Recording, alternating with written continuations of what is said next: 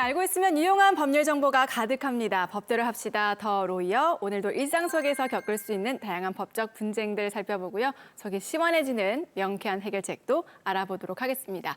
자, 오늘 첫 번째 사연 만나볼게요. 어떤 내용인지 지금 화면으로 확인해 보시죠.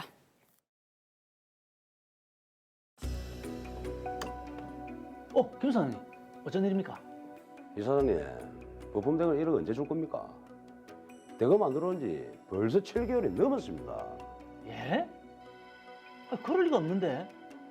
저희 경리팀 박 팀장이 대금 지급했다고 보고를 하던데요. 누구한테 지급했답니까? 대금이 안 들어와서 박소희 팀장하고 통화했는데 매번 회사 사정이 안 좋다. 조금만 더 기다려달라. 차일피일 미룬 게 7개월입니다, 7개월. 예? 그럴 리가 없는데. 내가 초기부터 그래온 회사라서 이때까지 기다렸는데 이제는 안 되겠습니다. 이번 주 안으로 당장 입금하세요. 예? 아니, 이게 무슨...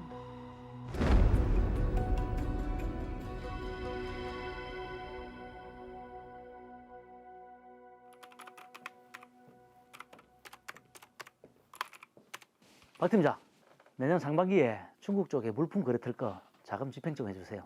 알겠습니다. 그리고 사장님, 지난달 기사님들 식대를 너무 과다하게 청구했더라고요.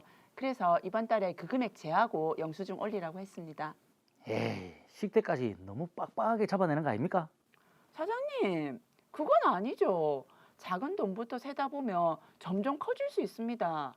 미리 정확하게 잡아야죠. 역시 우리 박 팀장 믿음직합니다. 열심히 하겠습니다. 그래요. 박소희 씨는 제가 회사를 처음 시작할 때부터 격리를 맡아 함께 일해왔습니다. 일 처리도 빠르고 꼼꼼해 믿고 맡길 수 있는 직원이었습니다. 야무진 직원이시네요, 아주.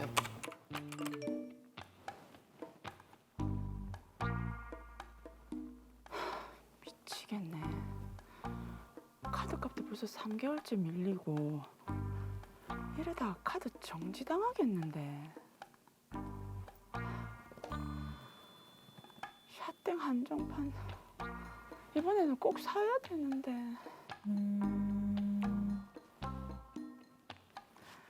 네. 대출 이자랑 이번 달 안에는 꼭 갚겠습니다. 네.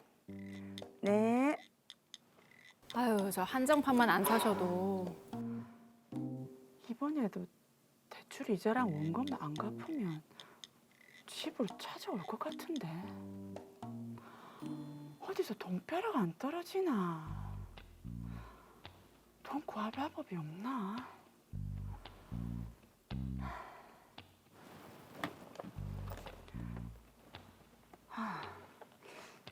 세금을 좀 부풀려 볼까. 어차피 사장님은 따로 확인 안 하니까 보고 서류에는 부풀린 금액 적고. 그래, 결제를 한번 받아보자. 이 길로 가시는 겁니까? 큰일입니다. 사장님, 세금이랑 지출 내역입니다. 예, 강강님. 이번 주 라운드 좋지. 언제? 이번 주 주말에? 괜찮지 그래. 가슴 조마조마해서 혼났네. 사장님은 눈치 못 챘겠지? 이번에는 어떤 걸 부풀려 올려볼까? 운송기사님들 월급을 부풀려서 올려보고 하고, 그럼 차액 2천만 원은 내 계좌로. 횟수가 점점 잦아지네요. 와, 큰일인데요, 이거. 진짜 색깔 고급지다. 온 김에 패디하고 1년 이용권 끊어놓고 가야겠다. 자기야. 우리 이번 휴가 해외로 갈까? 여행 경비는 내가 다 쏠게. 그래. 이따 만나서 계획 짜보자. 저 돈도 회사에서 나오는 건 아니겠죠?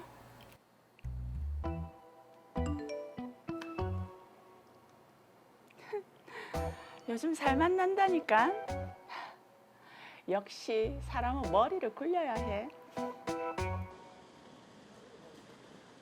이번에도 세금을 좀 부풀려 올려볼까?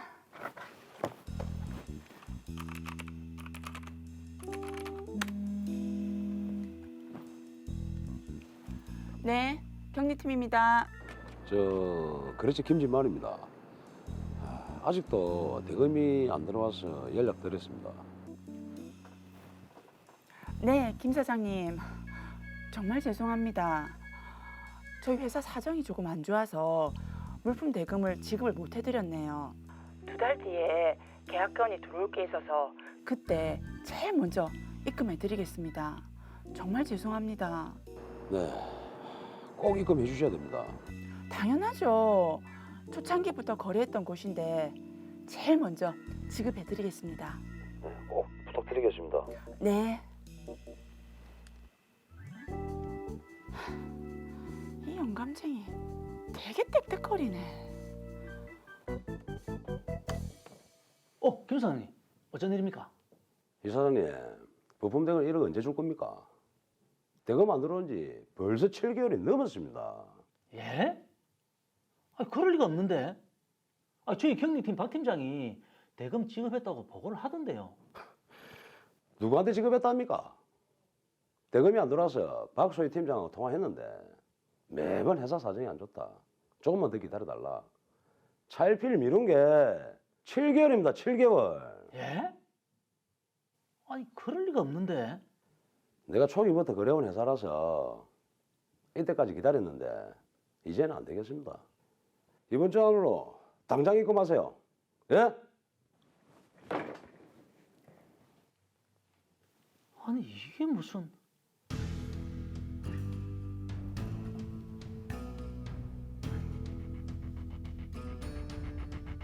감사팀이죠. 경리팀 감사 들어갑시다.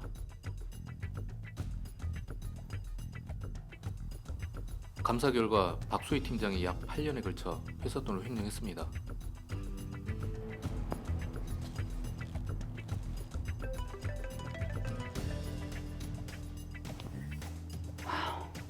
어쩌지? 전화번호 바꾸고 해외로 뜰까? 하...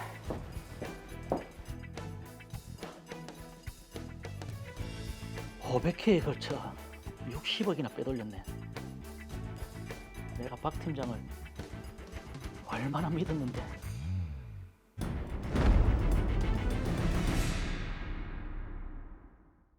네, 지금 박소희 씨가 거래처에 이제 지급할 대금까지 이제 꿀꺽하면서 네. 회사의 피해도 막대한 것 같은데요.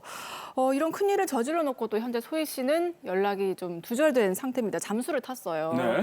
자, 박신 변호사님, 일단 형사 고소부터 해야 되겠는데요? 네, 그렇습니다. 빨리 형사 고소부터 진행을 하시는 게 좋겠습니다. 박소희 씨는 격리 담당자로서 회사의 급여, 세금 등의 업무를 정산하고 있었기 때문에 회사 자금을 업무상 보관하는 사람입니다. 네. 그렇기 때문에 그 돈을 임의로 사용하는 경우에는 업무상 횡령죄에 해당합니다. 자, 그럼 업무상 횡령죄에 해당하면 처벌 수위는 어느 정도입니까? 업무상 횡령죄는 단순 횡령죄보다 엄중하게 처벌을 하고 있습니다. 단순 횡령죄의 경우 5년 이하의 징역 또는 1,500만 원 이하의 벌금에 처한다고 규정하고 있는데요. 네.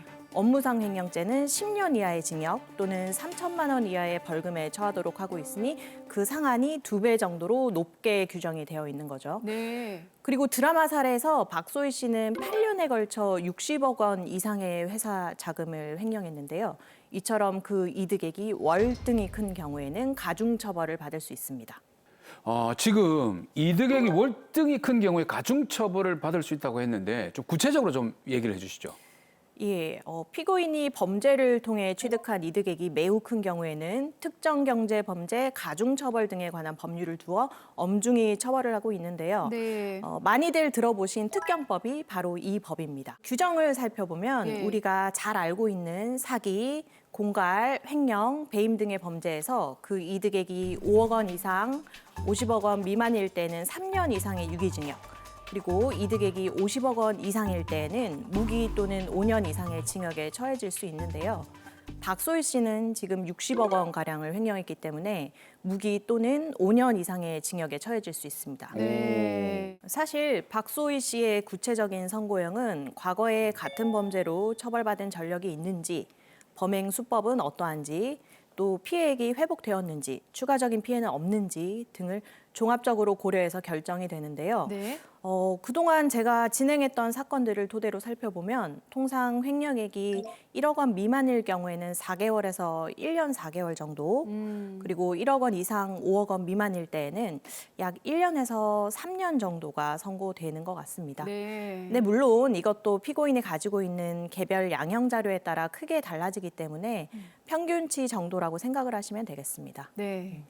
박소희 씨의 경우는 특별한 사정이 없다면 징역 7년 이상이 선고될 수 있을 것으로 판단이 됩니다. 이야. 징역 7년 이상.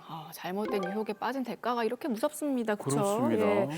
자, 근데 저는 궁금한 게 이게 만약에 경리지검 박소희 씨가 부랴부랴 횡령 금액을 다시 이제 회사 계좌에 입금을 하고 정말 잘못했습니다. 진심으로 뉘우친다면 지금 형사처벌을 면할 수 있나요? 안타깝지만 횡령죄에서 피해액의 사후 변제는 범죄의 성립에 영향을 줄 수가 없습니다. 예를 들어 네. 경리 직원이 60억 원을 횡령하고 다시 50억을 반환을 해도 10억이 아니라 60억 전체에 대한 횡령죄가 성립하는 건데요. 업무상 횡령죄는 횡령 행위가 있은 즉시 범죄가 성립하기 때문에 사후에 이것을 반환하거나 변상을 하더라도 이미 성립한 범죄에는 영향이 없습니다. 네. 따라서 박소희 씨가 자기 계좌로 이체를 하거나 회사 계좌에서 출금을 해서 쓰는 즉시 그 업무상 횡령죄는 기수가 되는 거고요. 이후에 돈을 다시 채워 넣어도 범죄가 성립하는 데에는 영향이 없습니다. 이게 뒤늦게 후회를 해도 이미 횡령을 했기 때문에 지금 뭐 돈을 돌려준다 하더라도 처벌은 받아야 된다는 말씀이시네요. 그렇습니다. 네. 다만 일부 금액을 반환을 하면 이것이 형량을 결정하는 데에는 중요한 자료가 될 수 있는데요. 우리가 이를 양형 자료라고 합니다. 네. 특히 횡령과 같은 재산 범죄의 경우에는 그 피해가 실제로 회복되었는지를 아주 중요한 양형 자료로 삼고 있기 때문에 박소희 씨가 회사에 횡령 금액을 다시 반환했는지 여부는 최종적으로 선고될 형량을 결정하는 데에는 매우 중요한 자료가 됩니다. 그리고 실제로 피해 대부분을 회복시켰다. 그렇다면 감형이 될 수도 있습니다. 잘못을 뉘우치고 반성을 해서 돈을 돌려주는 경우도 있지만 그렇지 못한 경우도 많거든요. 맞아요. 돌려주면 처음부터 뭐 이런 짓 저지르지도 않았죠. 그렇죠. 예. 네. 자, 그런데 만약에 횡령한 직원을 지금 형사 고소해서 처벌을 받게 하는 것도 중요한데 회사 차원에서는 어쨌든 이 피해액을 회수하는 게 가장 시급하지 않겠습니까? 네, 사실 형사 사건이라는 것이 피고인의 법 위반 행위에 대해 형사 처벌을 하는 것이기 때문에 피해자가 금전적으로 피해를 회복받는 것과는 별개의 문제인데요. 네. 우리 드라마 사례의 경우 회사가 돈을 받아내기 위해서는 민사 소송을 제기해야 합니다. 회사는 박소희 씨에게 불법 행위 손해배상 청구 소송을 제기하면 되는데요.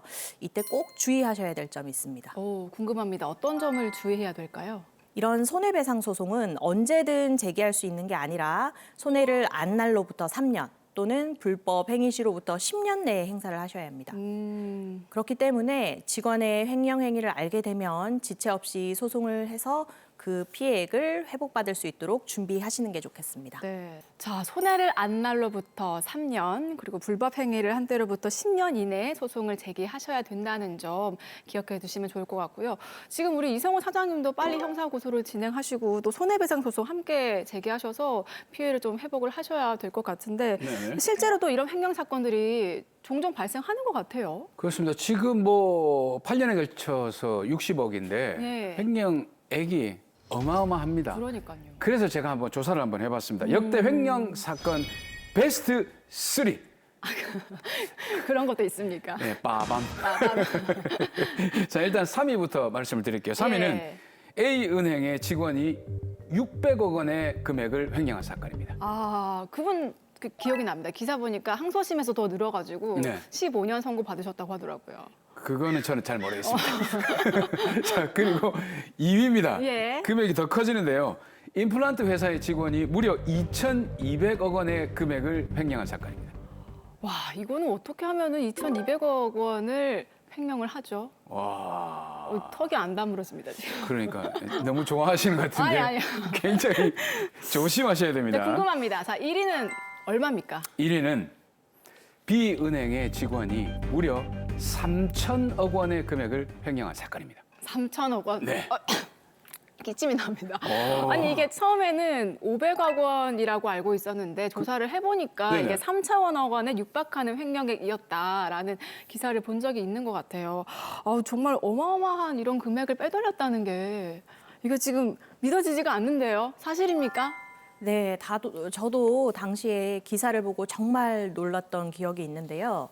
이게 실제로 발생을 한 사건들이고요. 네. 최근 언론을 살펴보면 공공기관, 사기업, 공기업, 금융기관을 불문하고 직원이 오랜 기간에 걸쳐 거액을 횡령하는 업무상 횡령 사건들이 꽤 보도가 되고 있습니다. 네. 이런 사건들을 보면 그 피해액이 수천억을 넘는 천문학적인 금액일 뿐만 아니라 또 십수년에 걸쳐 매우 장기간 지속되었다는 특징을 보이기도 합니다.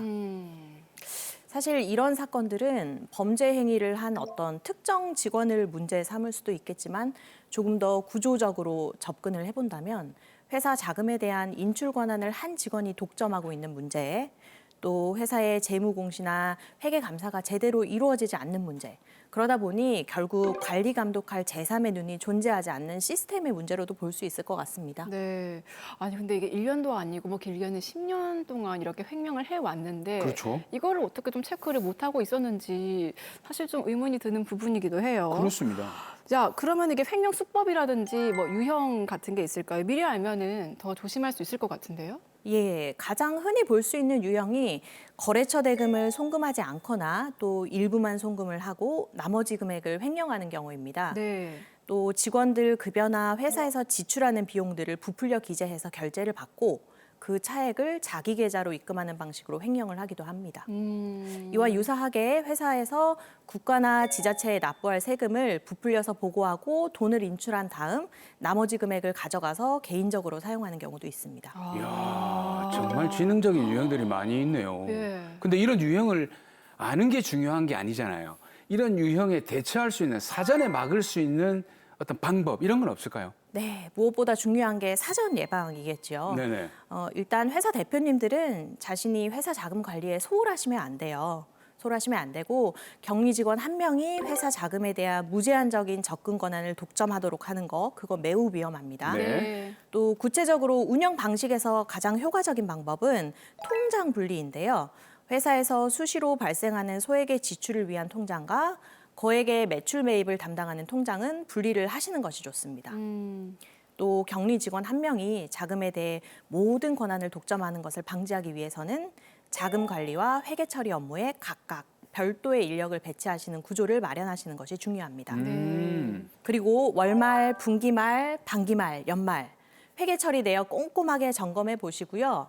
거액의 대금 결제나 세금 납부 내역, 또 퇴직금 지급 내역은 담당 격리 직원의 말만 믿지 마시고 반드시 더블 체킹하시면서 직접 확인하시는 것이 좋습니다.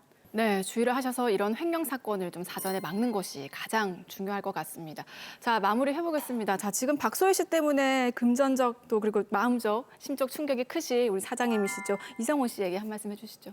네, 회사 성장만을 위해서 열심히 일하셨던 이성호 사장님. 회사를 이렇게 키워놓고 보니 세금은 연체되어 있고 또 거래처 물품 대금은 미납되어 있고 충격이 정말 크셨을 겁니다.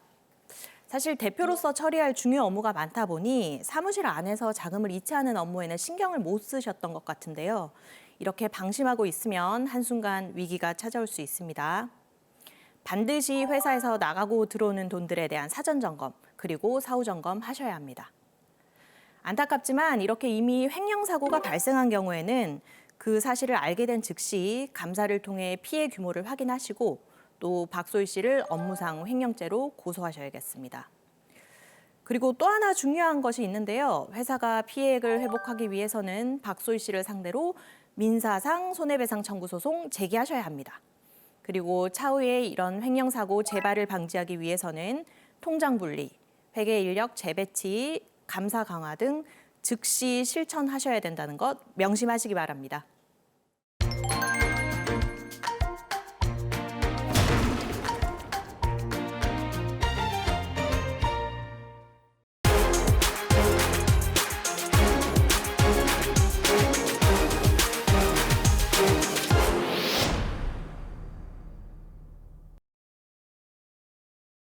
야, 오랜만이다. 아버지 돌아가시고는 처음이니까 벌써 30년이나 됐네. 참 많이도 변했다. 마을 앞에 고속도로도 생기고. 아, 저 땅이 아버지가 정리해 주신 땅이지. 앞에 도로도 있고 수도에 전기까지. 집 짓기에는 딱이네.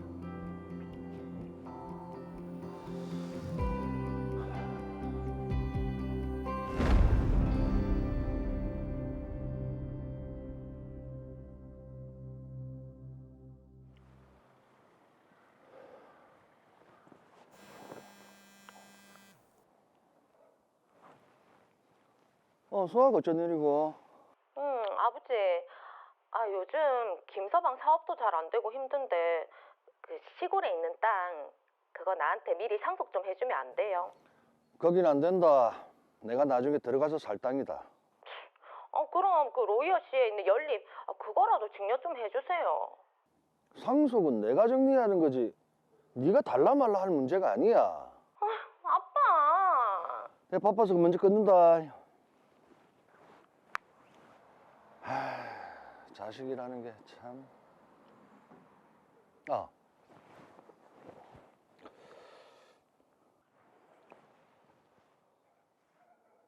예, 거기 건축 설계 사무소죠.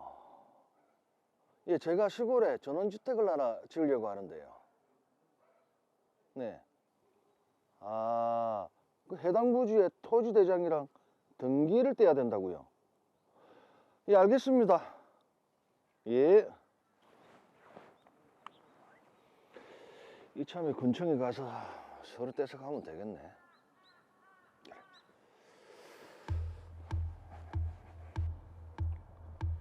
토지대장에는 김상식 씨가 소유권자로 되어 있으신데 부동산 등기부에는 정현숙 씨가 소유자로 등기 경료되어 있습니다.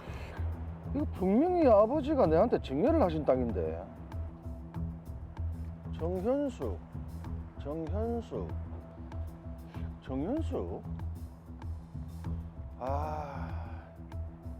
이장님한테 가서 한번 물어봐야 되겠네. 예, 이장님. 이 마을에 정현숙이라고 있다던데 아십니까? 정현숙? 전에 이장하셨던 정신의 자식 이름 같은데. 왜? 무슨 일인데? 아니, 예전에 저희가 살던 집 옆에 있던 땅이 그 사람 이름으로 돼 있다더라고요. 거기면 그때 자네 아버지가 팔았다 하는 것 같던데. 예? 저 예전에 안쪽에 살던 김정우 씨 집의 첫째입니다. 기억나시죠? 예. 근데 저희 집에 무슨 일로? 저희가 예전에 살던 집 옆에 있던 땅 말입니다. 그 땅은 저희 아버지가 그쪽 아버님한테 매수해서 저한테 물려주신 건데 왜 그러시죠? 그 땅을 아버지가 파셨다고요? 아버지께서 저한테 이미 증여를 하신 땅입니다. 여기 토지대장에도 제가 소유권자로 등재돼 있고요. 그럴 리가요. 그때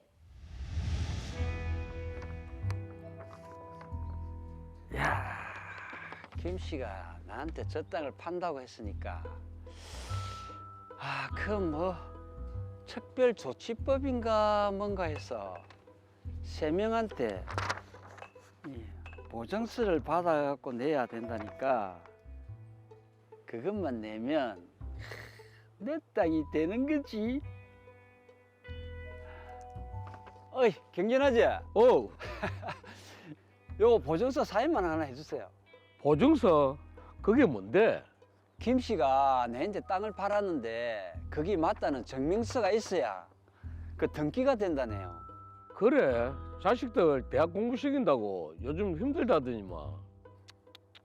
여기에 성함하고 사인만 해주시면 됩니다. 그래. 저렇게 일방적으로 얘기를 듣고 사인을 해도 되나요? 안 읽어보는데요.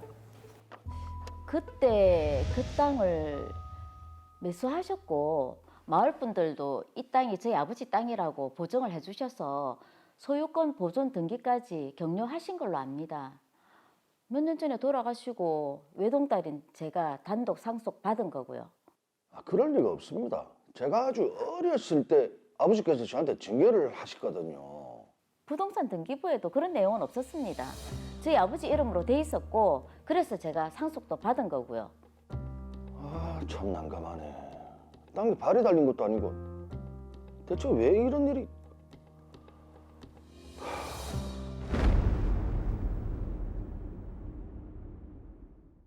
시골에서는 아마 이런 경우가 종종 있을 것 같습니다. 자, 지금 드라마를 보면 토지 대장과 부동산 등기부의 명의가 달라서 지금 문제가 되고 있는데 남영진 변호사님, 이런 일이 생길 수가 있습니까?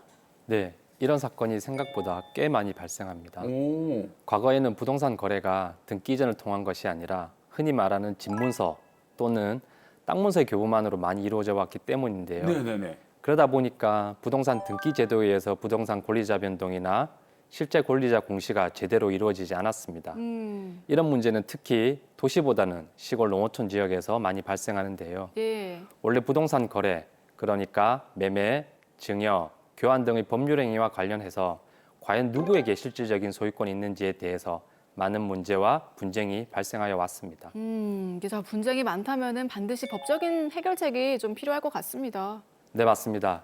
그래서 정부와 국회에서는 과거에 한시적으로 부동산 소유권 이전 등기에 관한 특별조치법을 제정 시행했는데요. 네. 내용을 보면 매매, 증여, 교환 등 법률 행위로 인해 사실상 양도된 부동산, 상속받은 부동산과 소유권 보존 등기가 되어 있지 않는 부동산 등을 대상으로 해서 실제적 권리관계에 부합하는 등기를 신청하도록 하기 위하여 이와 같은 특별법을 한시적으로 시행했습니다.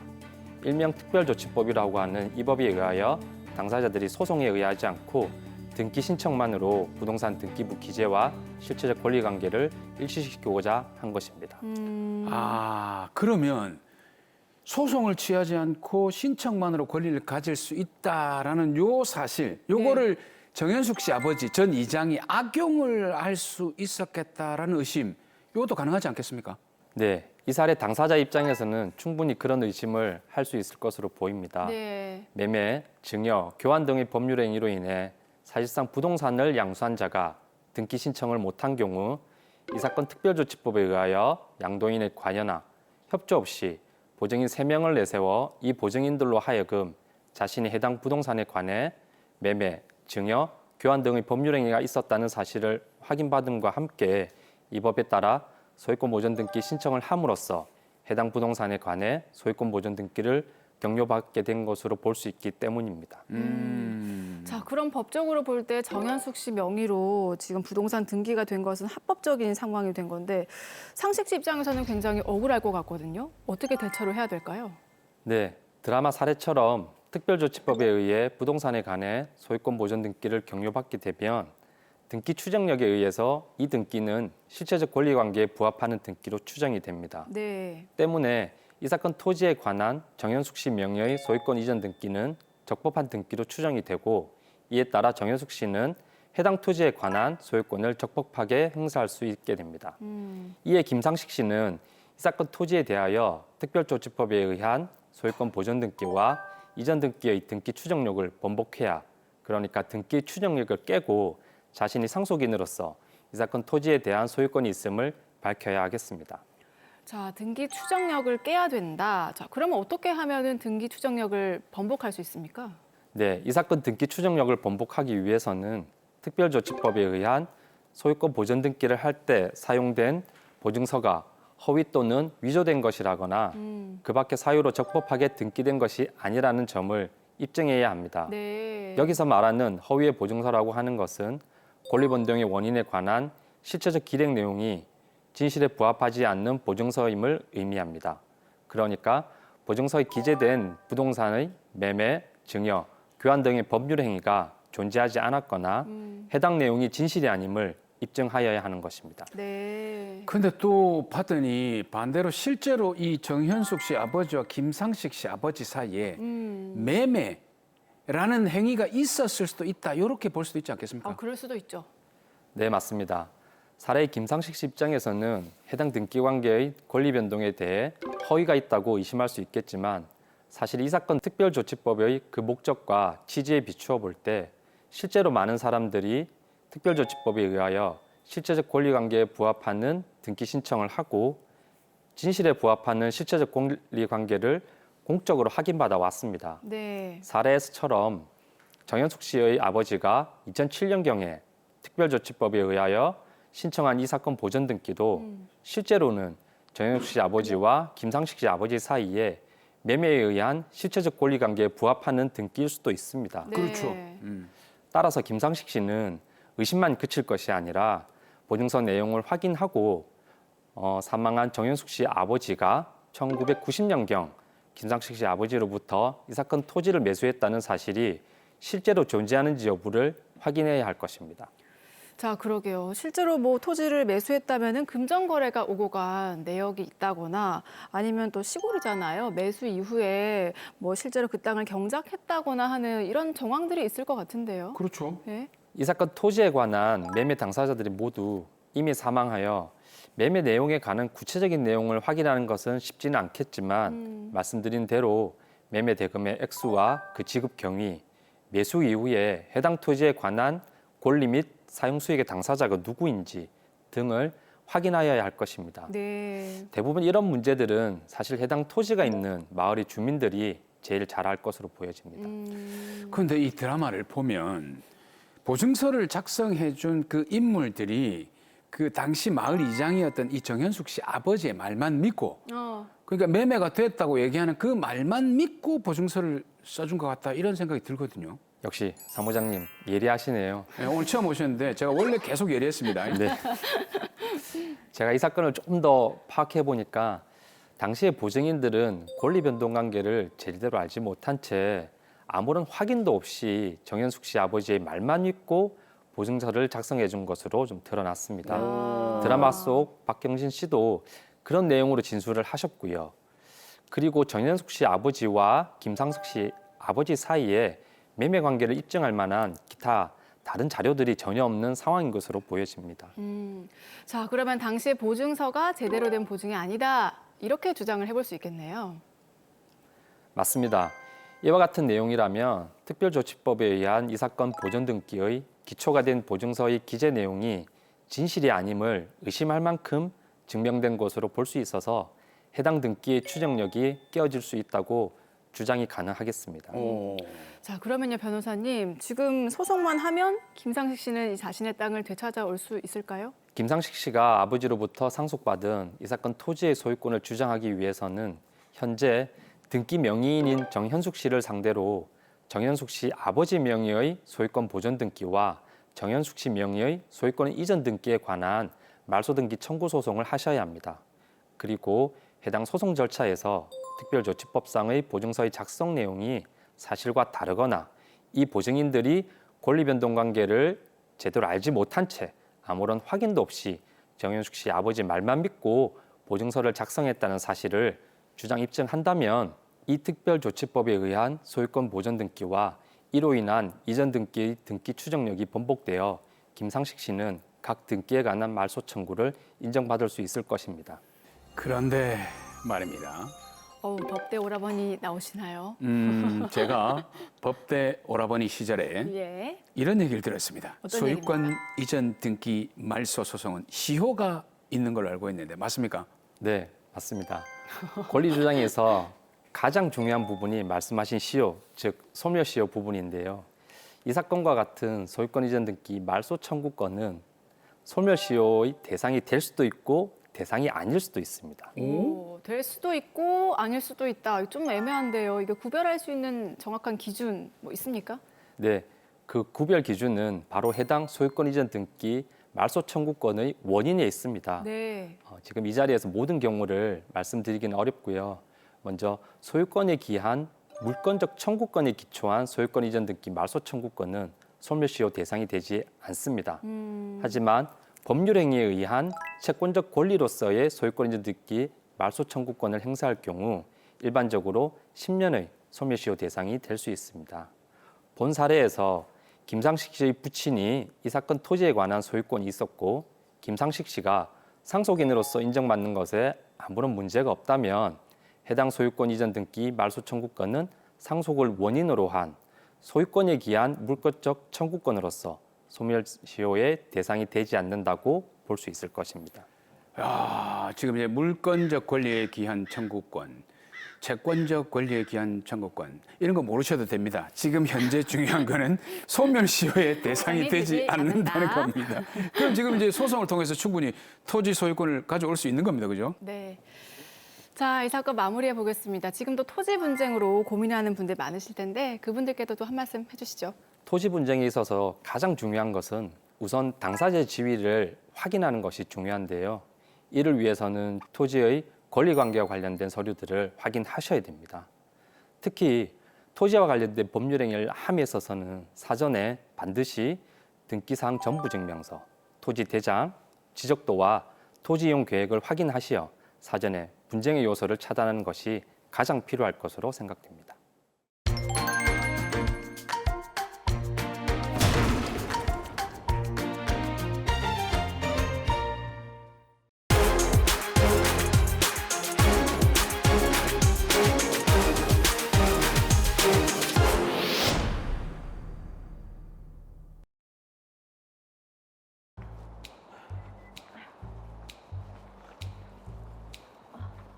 여보, 잘 다녀와요. 그래 수고해. 저희는 결혼 10년 차 맞벌이 부부로 평화롭게 살아왔습니다. 그런데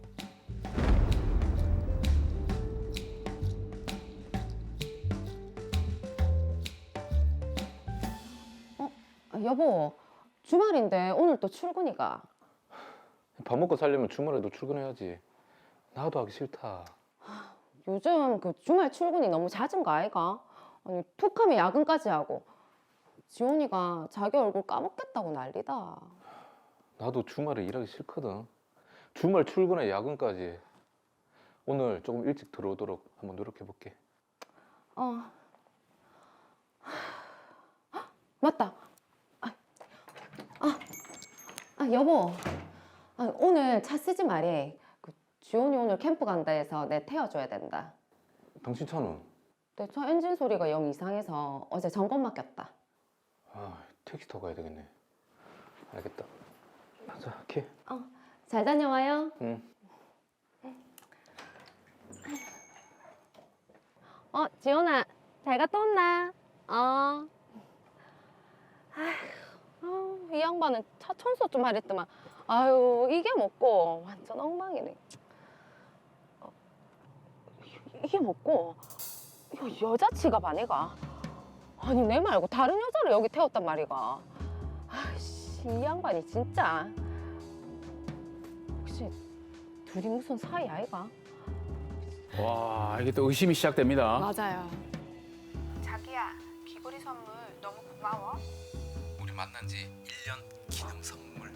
우리 자기는 역시 낭만 있어. 아, 뭐가 있었네요. 우리 둘이 술 한잔 할까? 그럴까? 자기, 내 이것들을 진짜. 아니지. 이것들이 발뺌할 수도 있으니까 증거를 좀 더 모으자. 이 인간 메일이 자동 로그인이 되네. 이게 뭐고? 같은 직장 사람이가. 와, 말로만 듣던 오피스 와이프. 내 이것들 진짜 가만히 안 둘 거다. 삼자 되면 좋네요. 같은 직장 동료 사이에 자기야 1년을 만나. 저 이대로 그냥 못 넘어갑니다. 죄송합니다. 이번 한 번만 좀 넘어가 주시면. 회사에 얘기해서 두 사람 다 징계받게 할 거예요. 여보. 여보? 당신은 지금 여보 소리가 나오나? 저희 다시는 안 만날게요. 이번 한 번만, 정말 한 번만 좀 용서해 주세요. 그래 여보. 내가 딱 한 번 실수한 거다. 우리 지훈이 봐서라도 한 번만. 딱 한 번만 용서해주라. 다시는 만나지 않겠다는 두 사람의 말을 믿고 저는 일단 남편의 외도를 문제 삼지 않았습니다. 그런데 오늘 화장실 청소한 날이지? 내가 군대에서 청소하던 실력으로 빡빡 깨끗하게 청소할게. 쉬고 있으래. 이렇게 반성하시나요? 네, 반성이 아주 처절합니다.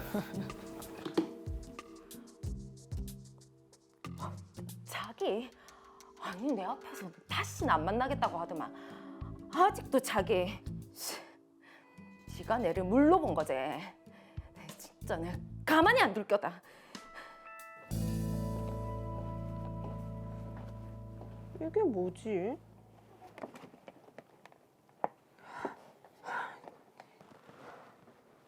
왜? 뭐가 없길래 오드리가 이렇게 놀라지? 정리해요.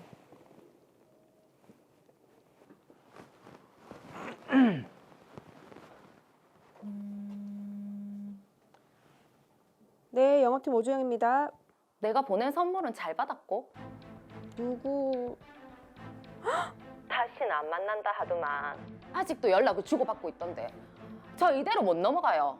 위자료까지 탈탈 털어서 받을 거니까 딱 기다리세요. 뭐라고요? 저도 그럼 그냥 못 넘어가죠. 회사에 보내신 떡 스토킹의 협박죄로 경찰에 신고할 겁니다. 경찰 신고요? 예, 어디 마음대로 한번 해보세요. 누가 이기나 두고 봅시다.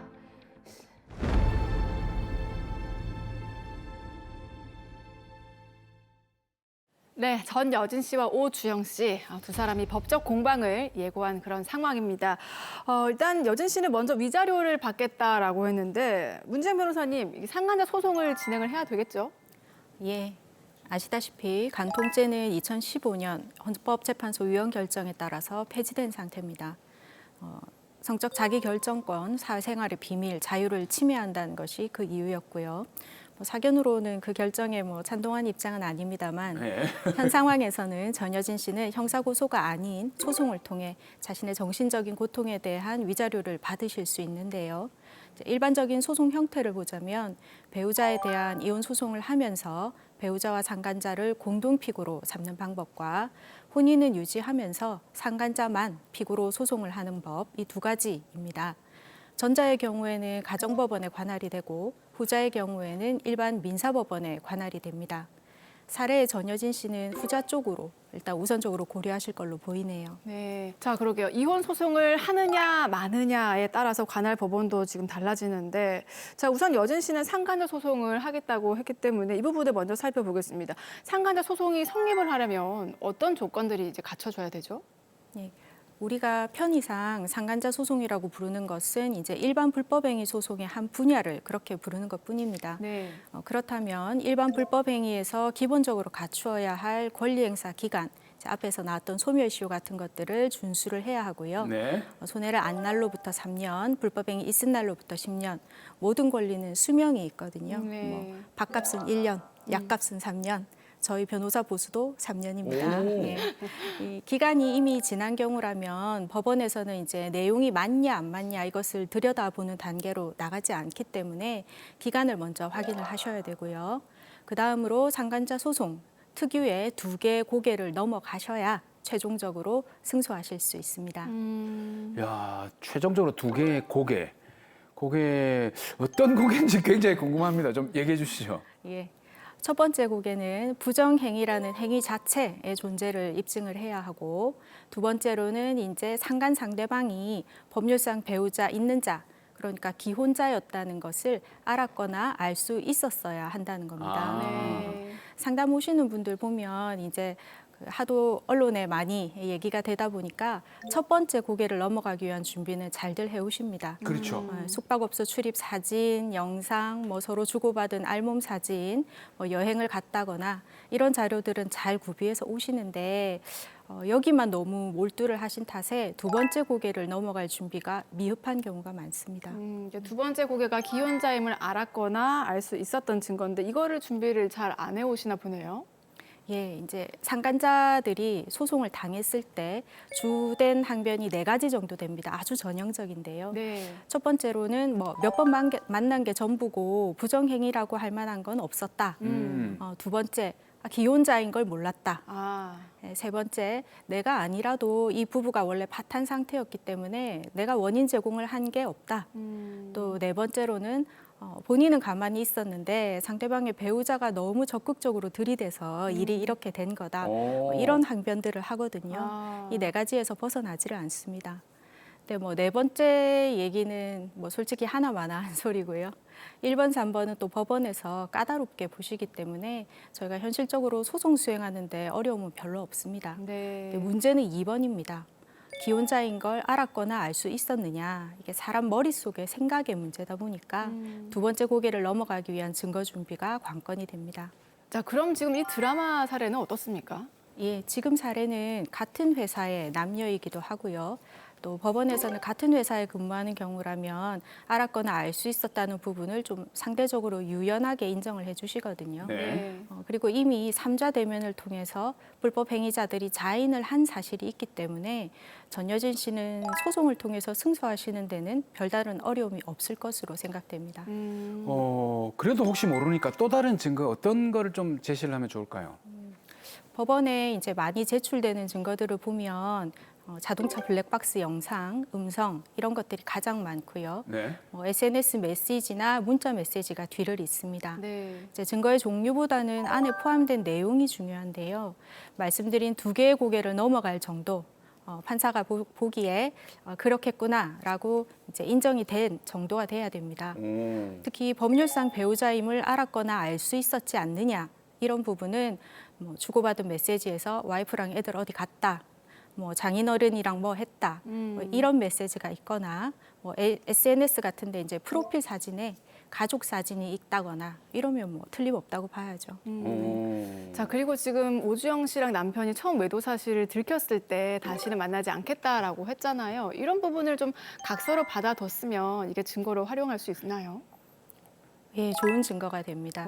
이제 위자료 액수를 높여달라는 근거로 저희가 법원에 주장할 때 아주 좋은 증거가 될 수 있습니다. 예, 법원에서 이제 상간자 소송에서 위자료 액수를 판단하실 때 혼인 기간이 얼마가 된 부부였고 또 부정행위 기간은 얼마가 되었는지, 혼인 생활에 미친 영향의 정도가 어떤지, 그리고 네 번째로는 부정행위가 발각된 이후의 피고의 태도 이 부분을 많이 보십니다.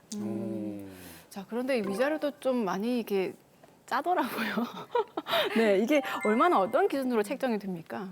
네, 간통죄가 위헌 결정을 받은 이후에도 이제 남은 가정의 배우자와 자녀들이 입은 고통에 대한 보호수단은 사실 좀 실망스러울 정도입니다. 아직도 개인정보 유출이라거나 상간사건, 근데 위자료가 많이 짭니다. 네. 상간사건 경우에 이제 3천만 원을 넘어가는 경우가 거의 없고요. 그 이상 받으면 뭐 언론에 보도가 많이 됩니다. 또 그 금액이 엄밀히 있는 그 내부 부담 비율까지 고려를 하면 사실 상간자가 부담하는 거는 그 절반 수준이 되는 거거든요. 네, 작년에 이제 서울중앙지법에서 위자료 현실화에 대해서 판사님들이 TF팀을 꾸렸다고는 하는데 네. 그래도 아직까지 현재 기준상으로는 뭐 3천을 넘어가는 경우가 거의 없다 보니까 얼마 줄게, 먹고 떨어져라. 어차피 너 변호사 선임해서 소송해도 이 정도 수준 아니냐. 이런 조롱을 받는 경우까지 생겨나고요. 약 오른다. 예. 그러면 피해자 입장에서는 돈이 문제가 아니라 어떻게 하면 나랑 똑같이 정신적 고통을 줄 수 있을까? 이런 사적인 보복 수단을 강구하는데 몰입할 수밖에 없습니다. 그렇죠. 저도 의뢰인한테 이제 설명을 드릴 때는 법원에서 인정하는 수준으로는 아마 고통이 위자가 안 되실 겁니다. 대한민국 사법부가 저 사람을 부정행위자로 인정했다는 거에 의의를 두시고 판결문은 그냥 부적처럼 여기시라 그렇게 안내드립니다. 야, 그 부적을 남편 이마에다 붙여야 되는데. 등에다가 몰래. 네, 그냥.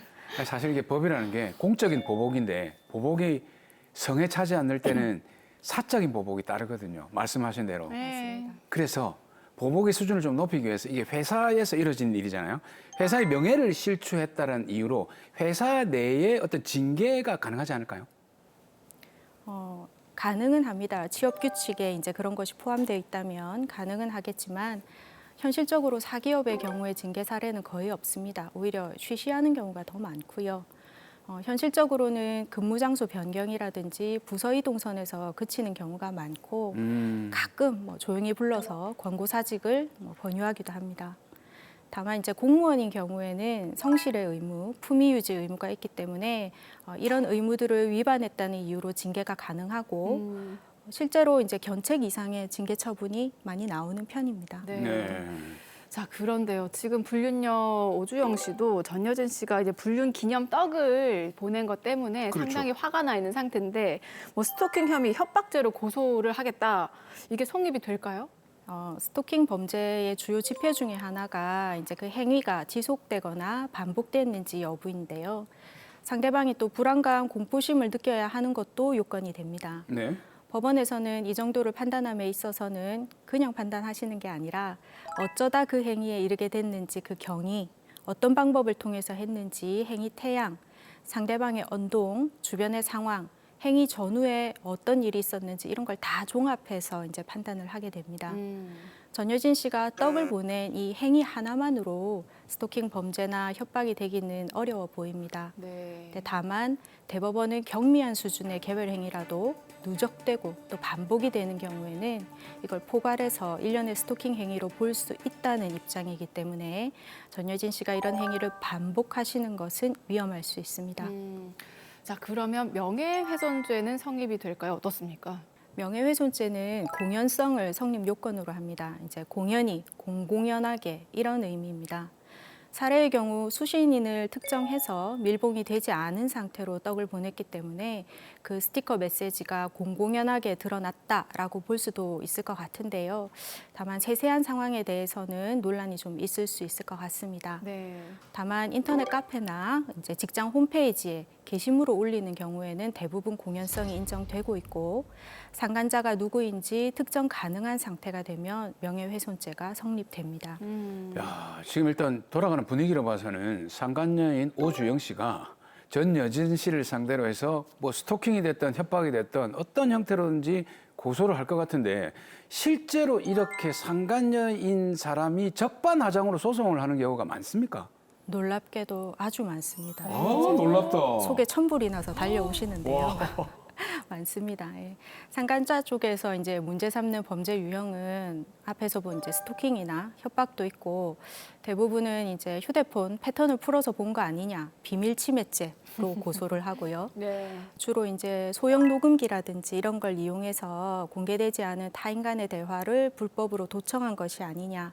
이렇게 해서 통신비밀보호법 위반으로 고소를 하기도 하고 뭐 소위 사이버 명예훼손, 모욕 이런 것들을 이제 문제 삼아서 정보통신망법 위반으로 또 고소를 하기도 합니다. 이제 현장에 가서 머리채를 잡으시면 당연히 이제 폭행상해가 문제가 되고 그 과정에서 뭐 물건 같은 거를 던지시거나 하면 특수자가 붙으시니까 또 조심하셔야 되고요. 또 화가 난다고 몰래 차 끌고 펑크 내고 이러시는 경우가 있거든요. 그럼 또 재물손괴가 문제되기 때문에 조심하셔야 됩니다. 이제 변호사로서 특히 도청 부분을 유념을 하시라고 말씀을 드리고 싶은데요. 이게 벌금형이 없고 다 징역형만 규정이 있습니다. 최근에 아동 학대 사건에서 아이 가방에 이제 녹음기를 넣은 사건이 있었지 않습니까? 그래서 이건 그러면 해도 되는 행위구나라고 착오하시는 경우가 있는데 성인인 본인에게는 해당 사항이 없으니까 절대 하시면 안 됩니다. 민사 위자료 소액을 받는 대신에 본인이 전과자가 되고 또 위자료도 물어줘야 되는 분통 터지는 일이 생길 수 있습니다. 자, 정리를 해보겠습니다. 마지막으로 오피스 와이프 때문에 고민하는 우리 전여진 씨를 위한 솔루션 부탁드릴게요. 남의 눈에 눈물 나게 했으면 마땅히 피눈물을 날 각오를 해야 된다고 봅니다. 전여진 씨 망설이거나 고민하지 마시고 지금 당장 법원 앞으로 달려가시기 바랍니다.